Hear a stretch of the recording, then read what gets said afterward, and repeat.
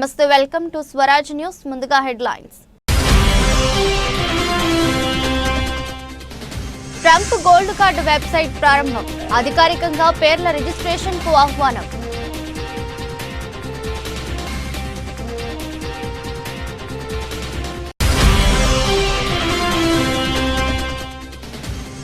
అహ్మదాబాద్ విమాన ప్రమాదం. మృత్యుంజయుడిని పరామర్శించిన ప్రధాని మోదీ.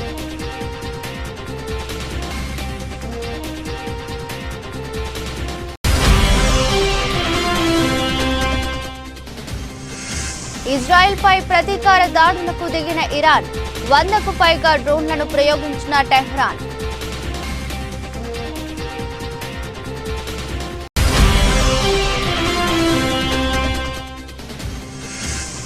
చాప కింద నీరులా కరోనా కేసులు.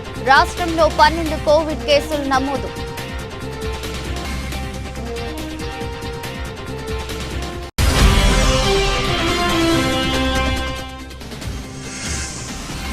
కుప్పకూలిన విమాన షేర్లు. ఎయిర్ ఇండియా ప్రమాదంతో నష్టాలు.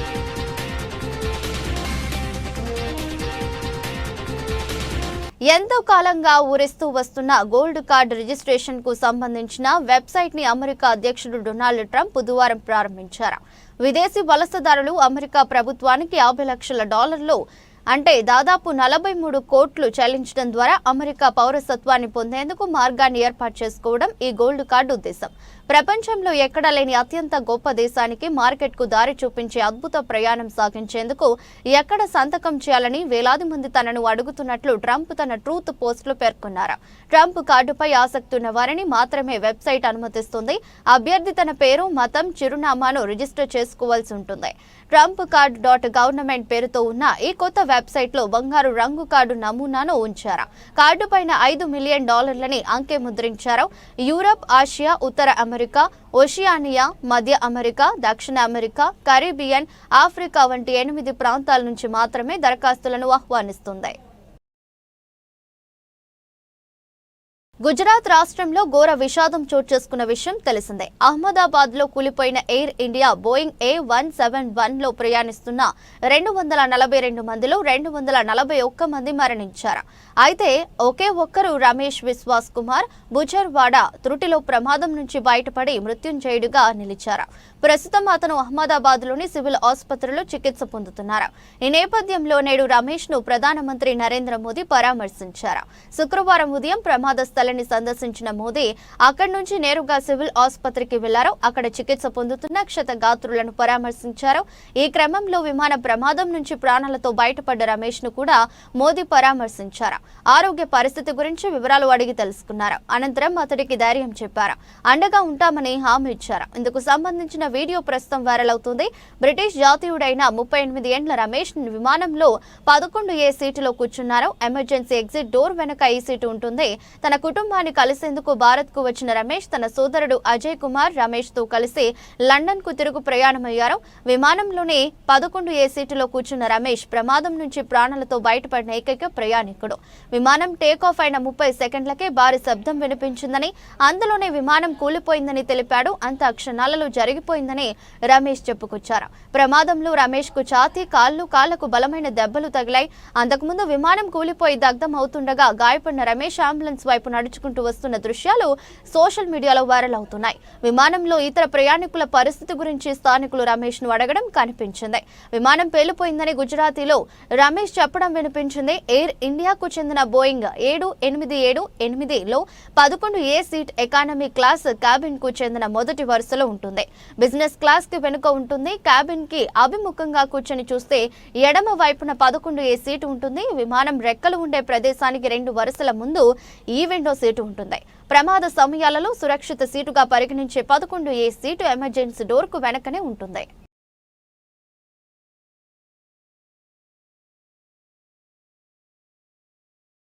పశ్చిమాసియాలో మరోసారి యుద్ధ మేఘాలు కమ్ముకున్నాయి. ఇజ్రాయెల్ వైమానిక దళం ఇరాన్ పై ముందస్తు దాడులకు దిగింది.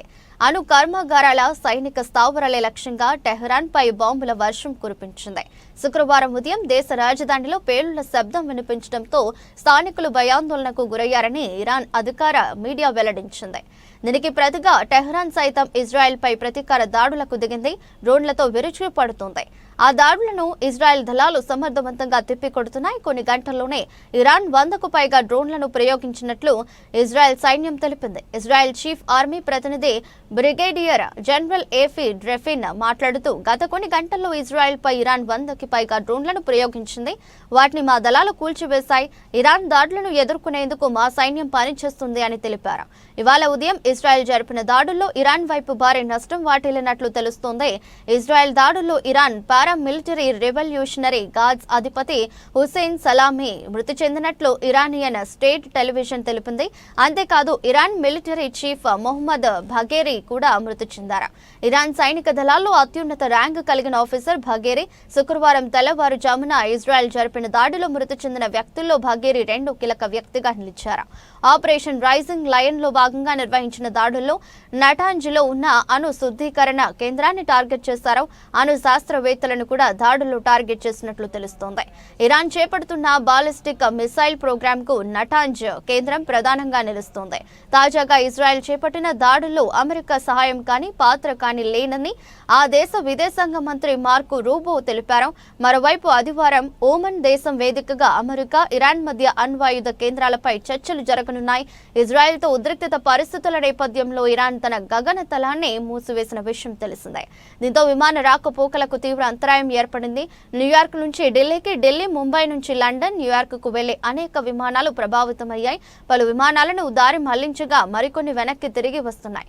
దాదాపు 16 ఎయిర్ ఇండియా విమానాలను దారి మళ్లించినట్లు ఎయిర్లైన్స్ తెలిపింది.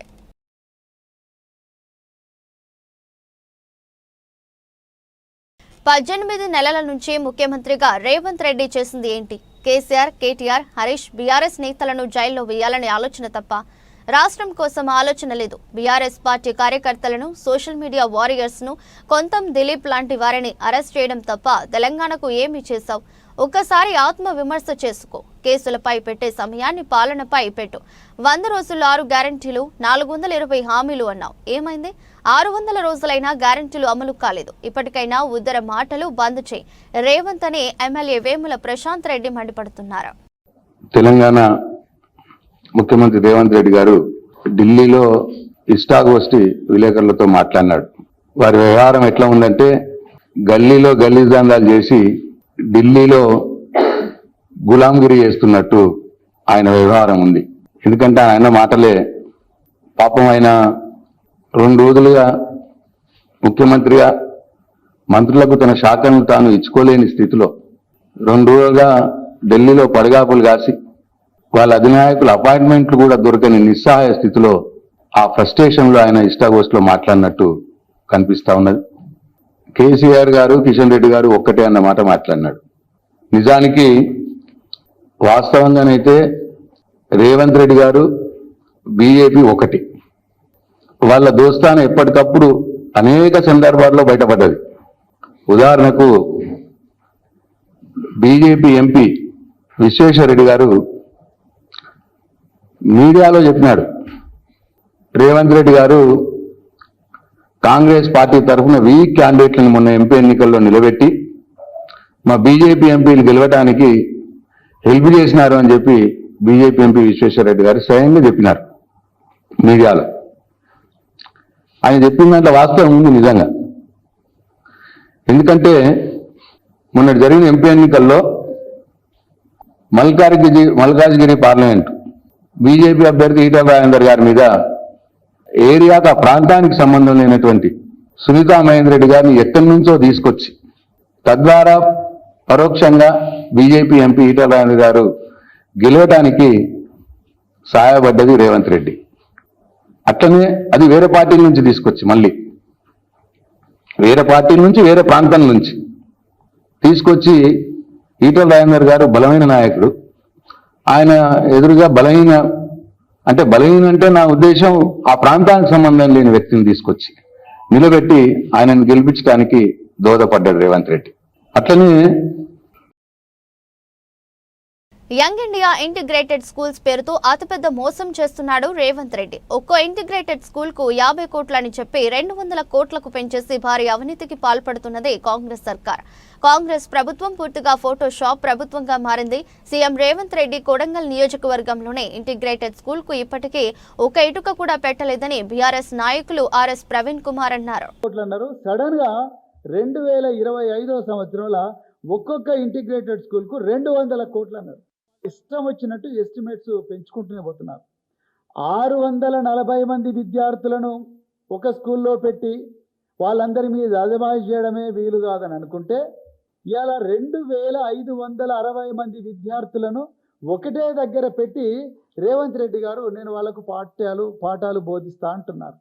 ఇంతకన్నా ఘోరమే ఉంటుంది. ఒక టీచర్లను పెంచినవా పెంచలేదు, పెంచినట్టు జీవో ఇచ్చినవా ఇవ్వలేదు, వార్డర్లను పెంచినవా పెంచలేదు, సిబ్బందిని పెంచకుండా ఈ స్కూల్స్ అన్నిటి కూడా దాదాపు 2560 మందిని ఒకటే దగ్గర పెట్టి young India integrated residential schools అన్నాడు.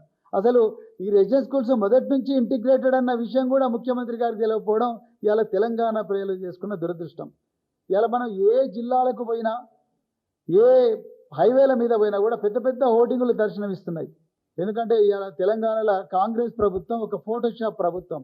కంప్యూటర్లలో ఫోటోషాపులు చేసుకొని చక్కగా పోస్టర్లు ముద్రించుకొని అవన్నీ కూడా ఫ్లెక్సీలుగా కట్టి ఆ ఫ్లెక్సీలను చూపించి ఇగో ఇవే యంగ్ ఇండియా రెసిడెన్షియల్ స్కూల్స్ అంటున్నారు. ఒక్కొక్క దానికి 200 కోట్లు, 50 నుంచి సడన్గా 200 కోట్లకు పోయింది. ఇక అన్నిటికన్నా ఘోరమైన మోసం ఏందా అంటే ముఖ్యమంత్రి సొంత కాన్స్టిట్యుయెన్సీలోనే ఇంతవరకు young India residential schools start కాలే. ఇగో ఆయన వేసిన పునాది రాయి ఆయనలే వాళ్ళ అన్న తిరుపతి రెడ్డి వేసాడు. మరి ఆయన రాజ్యాంగేతర శక్తి అని చెప్పి. వనపర్తి జిల్లా పెబ్బేరు మున్సిపల్ కేంద్రంలోని ఓ ఫంక్షన్ హాల్లో ఇందిరమ్మ ఇల్లు లబ్ధారులైన వారికి ఇళ్ల పట్టాలను ఎమ్మెల్యే మేఘారెడ్డి అందజేశారు. అధికారులు, ప్రజాప్రతినిధులు, పార్టీ నేతలు ఎవరైనా డబ్బులు అడిగితే తన దృష్టికి తీసుకురావాలని, వారిపై చట్టరీత్యా కఠిన చర్యలు తీసుకుంటామని ఎమ్మెల్యే మేఘారెడ్డి హెచ్చరించారు. ఎలక్షన్లలో పెబ్బేరు చౌరస్తాలో ఇచ్చిన హామీ ప్రకారం మొదటి విడతలోనే పెబ్బేరు మండల ప్రజలకు 504 ఇందిరమ్మ ఇళ్లకు పట్టాలు తీసుకొచ్చామని అన్నారు. 25.20 కోట్ల రూపాయలు పెబ్బేరుకు కేటాయించి పట్టాలు పంపిణీ చేస్తున్న ఘనత కూడా కాంగ్రెస్ పార్టీదేనని తెలిపారు. వచ్చే స్థానిక ఎలక్షన్లలో కూడా కాంగ్రెస్ పార్టీకి పట్టం కట్టాలని ప్రజలకు తెలిపారు. బీఆర్ఎస్ నాయకులు దయ్యాలలా మీ వెంట పడిన ఈ ఎలక్షన్లలో మరోసారి ఓటుతో బుద్ధి చెప్పడం ప్రజలకు ఎమ్మెల్యే సూచించారు. అలాగే కేసీఆర్ చుట్టూ నిజంగానే దయ్యాలు ఉన్నారని ఎమ్మెల్సీ కవిత మాటలను ప్రజలకు గుర్తు చేస్తూ కేసీఆర్ కుటుంబంపై కౌంటర్లు వేశారు. ఈసారి దయ్యాలు మన చుట్టూ తిరగకుండా మంత్రగాడితో, జీడి గింజలతో, చీపురు కట్టలతో కాకుండా ఓట్లతో బుద్ధి చెప్పాలని ప్రజలకు ఎమ్మెల్యే మేఘారెడ్డి సూచిస్తున్నారు. పిసిసి అధ్యక్షులు ఉన్న మన రేవంత్ రెడ్డి గారు అన్ని వేదికల మీద మాట్లాడాడు. ఆయనతో పాటు మనం కూడా ఇక్కడ పెబ్బేరు చౌరస్తాలో మాట్లాడినాం, అన్ని ఊర్లలో చౌరస్తాలో మాట్లాడినాం, వనపర్తి రాజు చేకులో మాట్లాడినాం, మన రేవంత్ రెడ్డి గారు వచ్చినప్పుడు పాలిటెక్నిక్ గ్రౌండ్లో మాట్లాడినాం. ఏం మాట్లాడినాం? అప్పుడున్న 10 సంవత్సరాలు బీఆర్ఎస్ పార్టీ ఉండే, అవునా? తెలంగాణ వచ్చిన సోనియమ్మ తర్వాత వాళ్ళ అధికారంలోకి వచ్చి కేసీఆర్ ముఖ్యమంత్రి ఏం చెప్పిండు మనకు? మీ ఇంటికి అల్లుడు వస్తే ఏడ పండుకుంటాడు, బిడ్డ వస్తే ఏడ పండుకుంటుంది, మేక నాడ కట్టేస్తారు, గొర్రె నాడ కట్టేస్తారు, బర్రె నాడ కట్టేస్తారు, ఇవన్నీ ఎట్లా కట్టేస్తారు, అక్షంట మీకు డబల్ బెడ్రూమ్ ఇస్తారు. నీకు చెప్పిండా లేదా? చెప్పిండు. చెప్పి 10 సంవత్సరాలు అధికారంలో ఉన్నాడు. ఒక్కొక్క సంవత్సరం ఒక్కొక్క ఊరికి ఒక్కొక్క వాడికి 10 ఇళ్ళు ఇస్తే ఎన్నైతాయి? 100 అవుతాయి. ఇచ్చిండా? ఇయ్యలే. ఆ 100 ఇయ్యలేదు, 5 ఇయ్యలేదు, 5 ఇచ్చినా 50 అవుతాయి. ఇవ్వలే. అందుకని నవంబర్ 2023లో ఎలక్షన్ ముందర పెబ్బేరు చౌరస్తాలో పాలిటెక్నిక్ గ్రౌండ్ లో నేను ఛాలెంజ్ చేసిన. ఏం చేసినాం? వనపర్తి నియోజకవర్గం ఇసుక అక్రమ రవాణా కట్టడి పేరుకే అన్నట్లు మారింది. అధికారుల తీరు అడ్డుకోవాల్సిన రెవెన్యూ పోలీసులు అధికారులు పట్టనట్లు వ్యవహరిస్తున్నారు. ఖమ్మం, సూర్యాపేట జిల్లాలను ఆనుకొని ప్రవహిస్తున్న పాలేరు వాగుల్లో జోరుగా తవ్వకాలు చేపడుతున్నారు. ట్రాక్టర్లలో టన్నుల కొద్ది ఇసుక తరలిపోతుంది. ఇదంతా ప్రాంత అధికారుల కనుసన్నల్లో జరుగుతుందనేది బహిరంగ రహస్యం. ఫిర్యాదులు వస్తున్నా కనీసం తవ్వకాలు జరిగే ప్రదేశానికి వెళ్లటం గానీ, డంపులు సీజ్ చేయటం గానీ చేయడం విస్మయానికి గురి చేస్తుంది. నియోజకవర్గంలో కోదాడ మండలంలోని మంగాల్ తండ, నల్లబండ గూడెం, అనంతగిరి మండలంలోని చనుపల్లి, పాలవరం, కృష్ణపురం, మోతే మండలాల్లోని ఊర్లకొండ గ్రామాల్లోని పరివాహక ప్రాంతాలను ఆనుకునే పాలేరు వాగు ప్రవహిస్తుంది. వాగులో ఇసుకను దళారులు బకెట్ల సహాయంతో పడవలో ఇసుకను నింపుకొని ఒడ్డున పోసి ట్రాక్టర్లను ఎగుమతి చేస్తున్నారు. గ్రామాల్లో ఎక్కడ చూసినా ఇసుక దిబ్బలు దర్శనమిస్తున్నా పట్టించుకునే నాదుడే కరువయ్యారని ప్రజలు వాపోతున్నారు. అధికారులు సైతం నెలవారీ మామూలలో వాగుల వైపు తిరిగి చూడటం లేదని ఆరోపణ వినిపిస్తున్నాయి. యథేచ్ఛగా ఇసుక మాఫియా బరితెగించి ఒక్కొక్క ట్రాక్టర్కు 1000 రూపాయలు దండుకుంటున్నారని వినియోగదారులు తెలుపుతున్నారు. ఇసుక తవ్వకాలకు అనుమతి లేదని చెబుతున్న అధికారులు చర్యలు తీసుకోకపోవడంలో అర్థం కావడం లేదని గుసగుసలు వినిపిస్తున్నాయి. రెవెన్యూ, పోలీస్, మైనింగ్ అధికారులు ఒకరిపై ఒకరు పట్టించుకోవట్లేని సాగులు చెబుతూ పరోక్షంగా ఇసుక దళారులకు బాసటగా నిలుస్తున్నారు. ఇసుక మాఫియాపై చర్యలు తీసుకోవాలని స్థానిక ప్రజలు కోరుతున్నారు. తెలంగాణలో కాంగ్రెస్ పాలన అస్తవ్యస్తంగా తయారైందని, 3 ఏళ్లు ఎలా గడుస్తాయో అని ప్రజలు ఆందోళనకు గురవుతున్నారని దుబ్బాక ఎమ్మెల్యే కొత్త ప్రభాకర్ రెడ్డి ఆందోళన వ్యక్తం చేశారు. చేగుంటలో ఆయన విలేకరులతో మాట్లాడారు. గతంలో ఎప్పటికప్పుడు అన్ని శాఖలపై జిల్లా మంత్రి సమీక్షలు నిర్వహించేవారని, నేడు జిల్లా మంత్రి ఇన్ఛార్జి మంత్రులు కానీ రావడం లేదన్నారు. పాఠశాలలు ప్రారంభమైన సమీక్షలు లేవన్నారు. కాంగ్రెస్ ప్రభుత్వంలో ప్రవేశపెట్టిన ఇందిరమ్మ ఇల్లు, రాజు వికాస్ లాంటి పథకాలు పేరు గొప్ప, ఊరు దిబ్బ అన్నట్లు ఉన్నాయన్నారు. ఇల్లు కడితే డబ్బులు మంజూరు చేయాల్సిన ప్రభుత్వం 60 గజాల ఇల్లే ఉండాలనే నిబంధన పెట్టి ఇల్లు కట్టకుండా చేస్తున్నారని అన్నారు. యువకులకు ఉపాధి కల్పిస్తామని ప్రవేశపెట్టిన రాజీవ్ యువ వికాస పాత లేకుండా పోయిందన్నారు.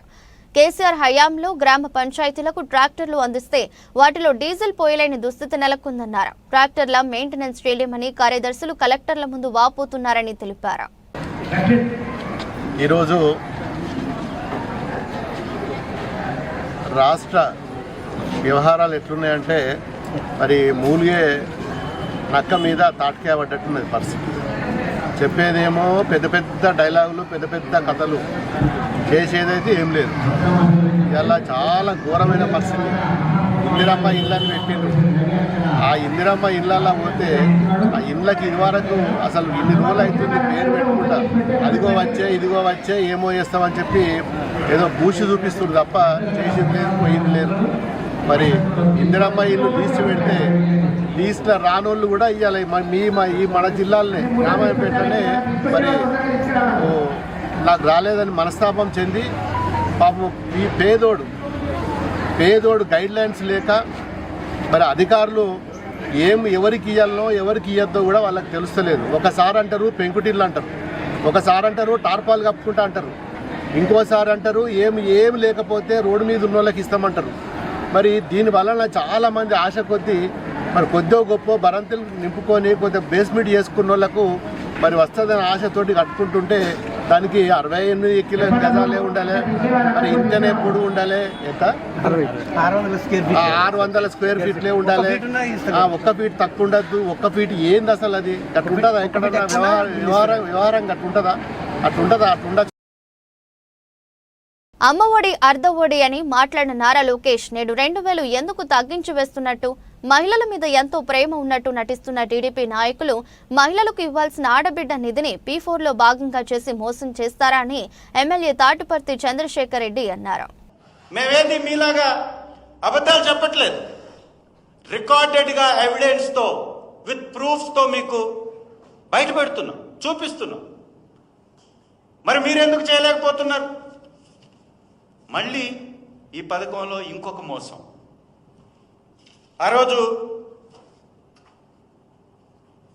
డెవలప్మెంట్ ఆఫ్ ఎడ్యుకేషనల్ ఈకోసిస్టంలో భాగంగా ఎడ్యుకేషన్ ఈకోసిస్టమ్ని డెవలప్ చేయడం కోసం ఆ రోజు తల్లికి వందనం అమ్మఒడి పథకానికి 2000 రూపాయలని మేము ఆ రోజు డిడక్ట్ చేసి తల్లులకి ఇస్తే వీరి సుపుత్రుడు చంద్రబాబు నాయుడు గారి సుపుత్రుడు నారా లోకేష్ గారు ఈరోజు విద్యాశాఖ మంత్రిగా ఉన్నటువంటి మంత్రి గారు మాట్లాడినటువంటి మాటలు వారి ట్వీట్ ద్వారా, వారు చేసినటువంటి ట్వీట్ ద్వారా, ఈ ట్వీట్ చాలా స్పష్టంగా ఇక్కడ అమ్మఒడి అర్థఒడిగా మారింది, సంపూర్ణంగా ఇవ్వట్లేదు అని వారు ట్వీట్ చేశారు. అయ్యా లోకేష్ గారు, మీరు బహుశా ఇవాళ మంత్రి అయ్యారు, మర్చిపోయినట్లున్నారు. మరి కాలం మాత్రం ఎప్పటికీ మీరు మాట్లాడినటువంటి, మీరు చేసినటువంటి ఈ కామెంట్స్ని ఎప్పుడూ మర్చిపోదు. గురువింద సామెతని మర్చిపోయి మీరు మాట్లాడేటటువంటి మాటలు మీకే మళ్ళీ తిరిగి వస్తాయి, గుర్తుంచుకోండి. ఇవాళ నేను అడుగుతున్నాను, మీరు వేసినటువంటి ఈ ట్వీట్లో అమ్మఒడి అర్ధఒడి అన్నారే, మరి ఇవాళ మీరు కూడా 2,000 రూపాయలు కట్ చేసి ప్రతి తల్లికి ఇవ్వాల్సినటువంటి మీ హామీలో నుంచి 2,000 రూపాయలని కట్ చేసి మీరు ఇస్తున్నారు కదా. మరి మీరు అసంపూర్తిగా ఇస్తున్నటువంటి ఈ పథకం సంపూర్ణమైందని ఏ విధంగా చెప్పుకుంటున్నారు? ఒక్కసారి ప్రతి బిడ్డ ఉన్న తల్లి ఆలోచించాలి. గతంలో జగనన్న గారు రాకముందు ఈ పథకం అమలులో లేదు, ఉనికిలో లేదు. అలాంటి కొత్త పథకం తీసుకురావడానికి కొంత సమయం పట్టినా కూడా మేము అత్యంత త్వరగా ఈ పథకాన్ని అందించాం. మరి ఈ ప్రభుత్వం గతంలో అమలుపరిచినటువంటి వారికే ఇస్తూ కూడా, గతంలో ఉన్నటువంటి సంఖ్య కన్నా తక్కువ ఇస్తూ కూడా ఇవాళ కరోనా కేసులు మరోసారి చాప కింద నీరులా పెరుగుతున్నాయి. ఉత్తరాదితో పాటు దక్షిణాన కర్ణాటక, మహారాష్ట్ర, ఏపీలో కూడా కేసులు రోజురోజుకు పెరుగుతున్నాయి. దీనికి తోడు అక్కడక్కడ మరణాలు సైతం నమోదు కావటం ఆందోళన కలిగిస్తుంది. పొరుగు రాష్ట్రాల నుంచి తెలంగాణకు వైరస్ విస్తరించే ముప్పు లేకపోలేదన్నారు. ఇప్పటి వరకు దేశవ్యాప్తంగా 7,154 కేసులు నమోదయ్యాయి. కేరళలో 2,165, ఢిల్లీలో 731, మహారాష్ట్రలో 615, కర్ణాటకలో 467, గుజరాత్లో 1,281, తమిళనాడులో 231, ఏపీలో 103, తెలంగాణలో 12 కేసులు నమోదైనట్టు తెలుస్తోంది. ఎలాంటి వైరస్ అయినా నిర్లక్ష్యం చేసే సమస్య తీవ్రమవుతుంది. కరోనా కూడా అంతే. ప్రస్తుతం విస్తరిస్తున్న వైరస్ వల్ల పెద్ద ప్రమాదం ఏమీ లేదు, కానీ ప్రజలు అప్రమత్తంగా ఉండాలి. రాష్ట్రంలో అక్కడక్కడ కేసులు నమోదవుతున్నప్పటికీ వాటిల్లో తీవ్రత మాత్రం కనిపించడం లేదు. ప్రస్తుతం విస్తరిస్తున్న వైరస్ వేరియంట్లు వ్యాప్తి రేటు అధికంగా ఉండవచ్చు, కానీ దానికి తీవ్ర ప్రభావం చూపే స్వభావం మాత్రం లేదు. స్వల్ప లక్షణాలే ఉండటం వల్ల హాస్పిటల్ అడ్మిషన్స్ ఉండే అవకాశం లేదు. అందుకని ప్రజలు ఎలాంటి భయాందోళనకు గురి కావాల్సిన అవసరం లేదు, కానీ అప్రమత్తంగా మాత్రం ఉండాల్సిన ఆవశ్యకత ఉంది. రంగారెడ్డి జిల్లా వ్యాప్తంగా స్కూల్ బస్సులపై రెండో రోజు కొనసాగుతున్న RTA raid. Langar House, Tipu Khan bridge వద్ద విద్యార్థులను తరలించే ప్రైవేట్ స్కూల్ బస్సులపై ఫోకస్. నిబంధనలను పాతర వేస్తున్న స్కూల్ బస్సులను సీజ్ చేస్తున్న రంగారెడ్డి జిల్లా రవాణా శాఖ అధికారులు. ఫిట్నెస్ లేని 12 బస్సులు సీజ్ చేసిన అధికారులు. ఫిట్నెస్ లేని బస్సులలో విద్యార్థులను తరలిస్తున్న యాజమాన్యాలపై సీరియస్. ప్రతి వాహనాన్ని క్షుణ్ణంగా పరిశీలిస్తున్న అధికారులు. నిబంధనలు పాటించని స్కూల్కు నోటీసులు జారీ చేసే అవకాశం. పాలుమార్లు హెచ్చరించినా పట్టించుకుని ప్రైవేట్ విద్యాసంస్థల యాజమాన్యం.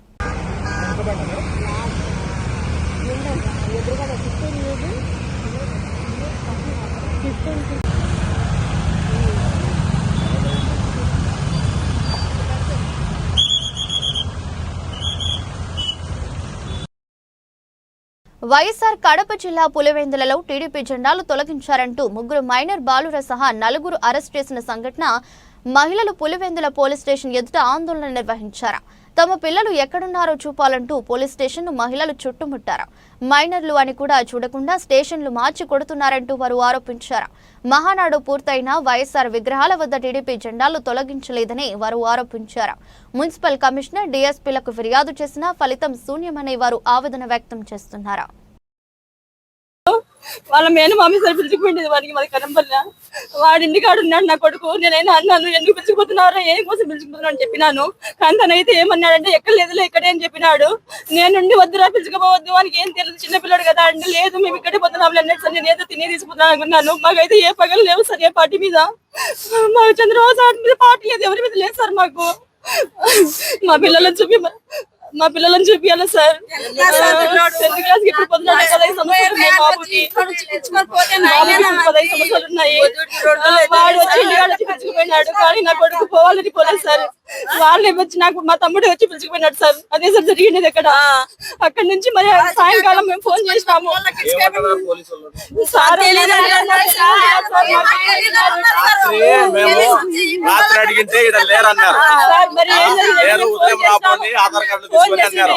ఉదయం వస్తే ఇంకేం చూపించడం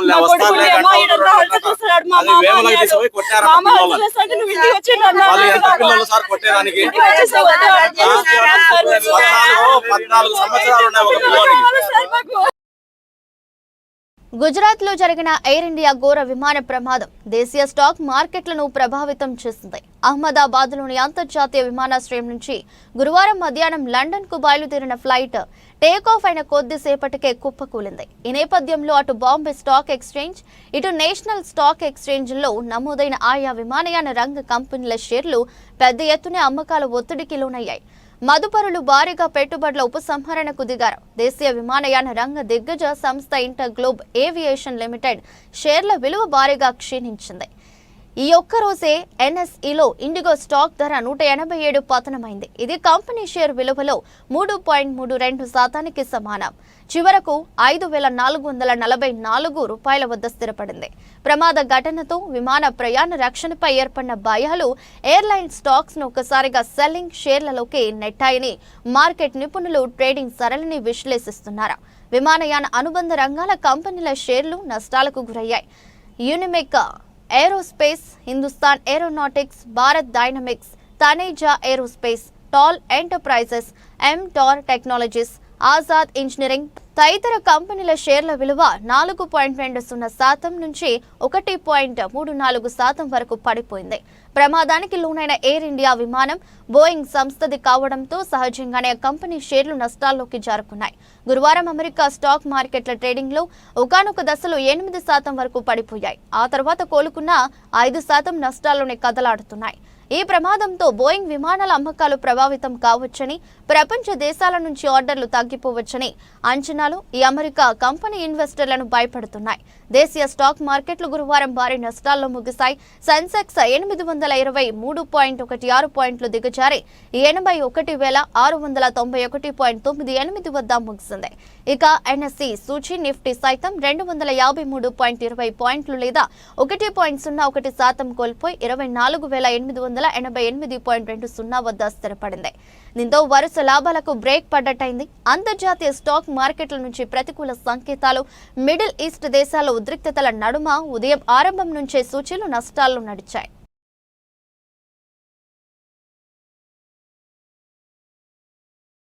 న్యూజిలాండ్ బ్యాటర్ ఫిన్ అలెన్ దుమ్ము రేపాడు. అమెరికాలో జరుగుతున్న మేజర్ లీగ్ క్రికెట్లో సెంచరీతో కదం తొక్కాడు. టీ20 క్రికెట్లో సరికొత్త రికార్డు క్రియేట్ చేశాడు. ఓక్లాండ్ కోలేసియం స్టేడియంలో జరిగిన మ్యాచ్లో శాన్ ఫ్రాన్సిస్కో తరపున ఫిన్ అలెన్ ఆడాడు. వాషింగ్టన్ ఫ్రీడమ్తో జరిగిన మ్యాచ్లో అతను 51 బంతుల్లో 151 రన్స్ చేశాడు. 296 స్ట్రైక్ రేట్తో అతను బ్యాటింగ్ చేశాడు. అలెన్ ఇన్నింగ్స్లో 5 ఫోర్లు, 19 సిక్సర్లు ఉన్నాయి. ఈ ఇన్నింగ్స్తో అలెన్ టీ20 క్రికెట్లో ఫాస్టెస్ట్ 150 చేశాడు. కేవలం 49 బంతుల్లో అతను మైలురాయి అందుకున్నాడు. 34 బంతుల్లోనే సెంచరీ బాదాడు.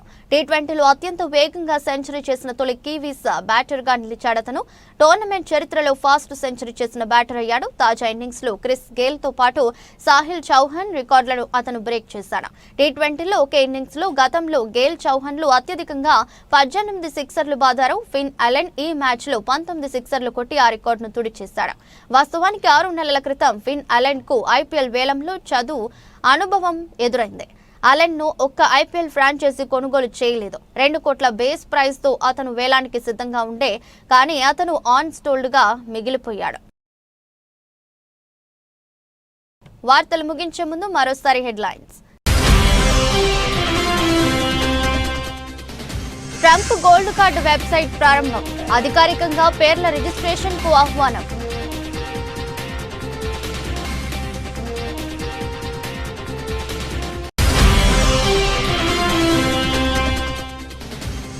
అహ్మదాబాద్ విమాన ప్రమాదం. మృత్యుంజయుడిని పరామర్శించిన ప్రధాని మోదీ.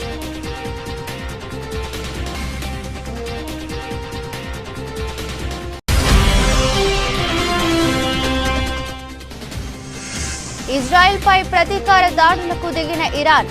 100కు పైగా డ్రోన్లను ప్రయోగించిన టెహ్రాన్.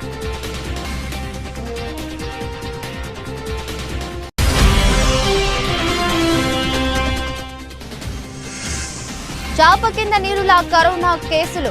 రాష్ట్రంలో 12 కోవిడ్ కేసులు నమోదు.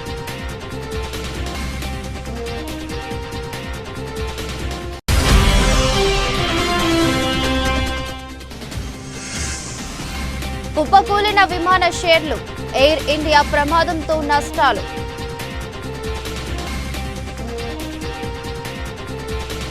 ఎదురస్ట్ బులెటిన్ మరో బులెటిన్లో మళ్ళీ కలుద్దాం. అంతవరకు సెలవు. నమస్కారం.